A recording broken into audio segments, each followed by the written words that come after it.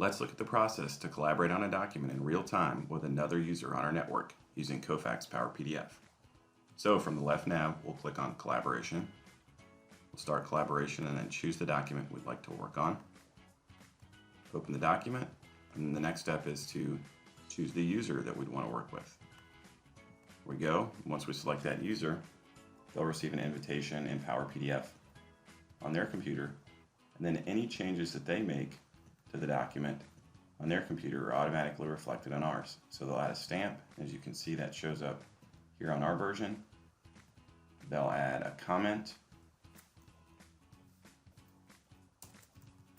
and you can see it's added on our version of the document in real time as well.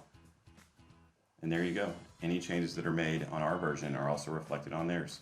It's just that easy.